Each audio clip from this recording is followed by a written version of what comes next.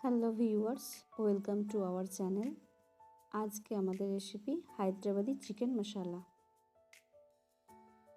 একদম প্রথমে আমি বেরেস্তা তৈরি করার জন্য 200 গ্রাম পেঁয়াজ নিয়েছি। সেগুলিকে আমি ভালো করে ধুয়ে তারপর সরু সরু করে কেটে নিয়েছি। পেঁয়াজ সব সময় ধুয়ে তারপর কাটা উচিত।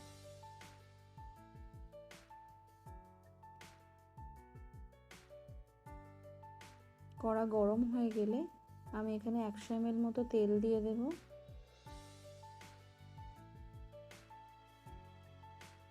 এরপর তেলটা গরম হয়ে গেলে কোঁচানো পেঁয়াজগুলো আমি দিয়ে দেব। হাই ফ্লেমে লাল লাল করে পেঁয়াজগুলোকে ভাজতে হবে।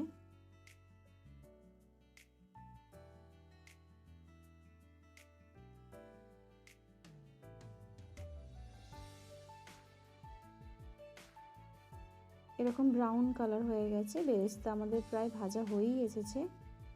এরপর আমি বেরেস্তাগুলোকে সমস্ত কিছু ছাঁকনির মাধ্যমে তুলব। তাতে যে এক্সট্রা তেলটা আছে, তেলটা ওই কড়ার মধ্যেই থেকে যাবে।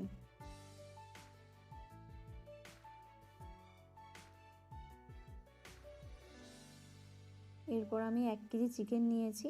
চিকেনের পিসগুলোকে একটু বড় সাইজের রাখতে হবে।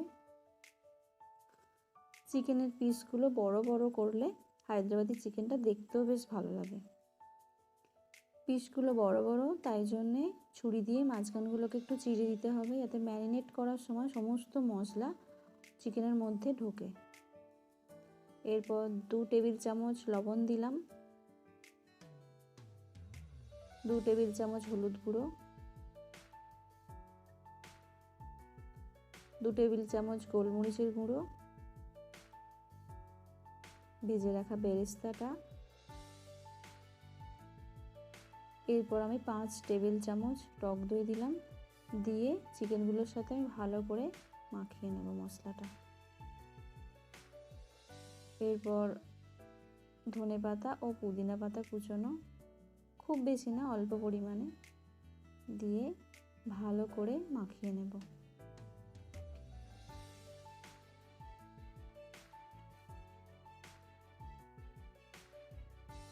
এরপর 100 গ্রাম আদা এবং 50 গ্রাম রসুন বাটা আমি দিয়ে দিলাম। সমস্ত মশলা একসাথে না দিয়ে যদি এইভাবে আমরা পরপর মশলা দিই এবং বারবার সেটাকে মাখাই চিকেনের সাথে, তাহলে চিকেনটার মধ্যে মশলাটা খুব ভালোভাবে ঢোকে। এরপর আমরা এটাকে ঢাকা দিয়ে 1 ঘন্টার জন্য রেখেছিলাম, কিন্তু এটা 3-4 ঘন্টাও রাখা যেতে পারে। এরপর মশলার একটা পেস্ট বানাতে হবে। তার জন্য আমি শুকনো কড়াতে 3 চামচ জিরে, 3 চামচ ধনে এবং 7টার মতো শুকনো লঙ্কা আমি দিলাম। দিয়ে একটু ভালো করে নাড়াচাড়া করে এদিকে একটি মিক্সিং জারে দিয়ে দিলাম।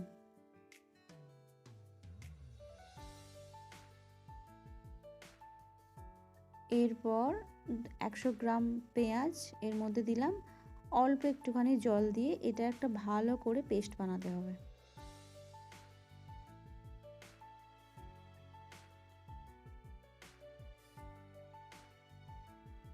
কড়া গরম হয়ে গেলে 4 পলার মতো সর্ষের তেল দিলাম।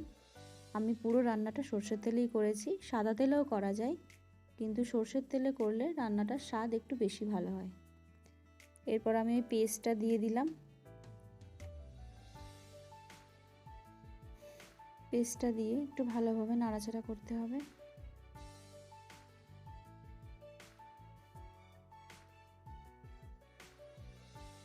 এরপর 1 টেবিল চামচ কাশ্মীরি লঙ্কা গুঁড়ো দিলাম।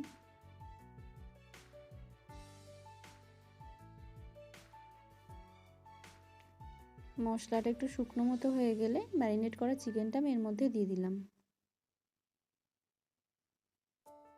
দিয়ে ভালো করে এটার সাথে মেশাতে হবে। এখন আমি একটুও জল ব্যবহার করব না, এটি সম্পূর্ণ রান্না হবে ঢাকা দিয়ে দিয়ে। একদম শেষে আমি জল দেব।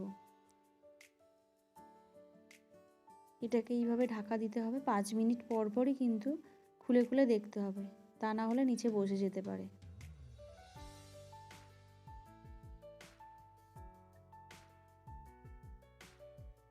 একটু একটু নিচে বসছিল, তাই জন্য খুলে ভালো করে আমি নাড়াচাড়া করে নিলাম, দিয়ে আবার এটিকে ঢাকা দিয়ে দেব।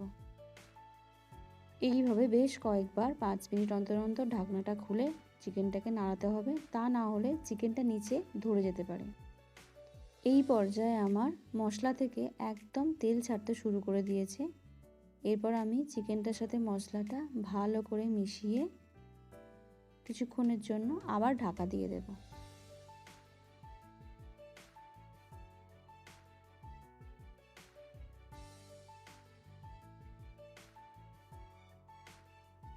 পাঁচ মিনিট পর ঢাকনাটা খুলে দেখলাম একদম তেল ছেড়ে দিয়েছে মশলা থেকে।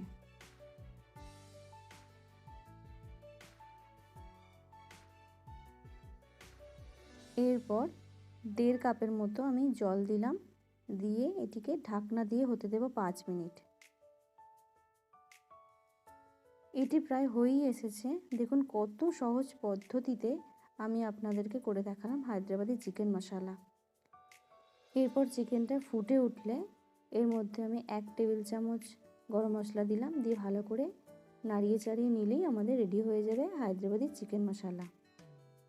এটি ভাত, লুচি, রুটি, পরোটা সবের সাথে ভালো লাগবে, তবে বেশি ভালো লাগবে রুটি কিংবা পরোটার সাথে।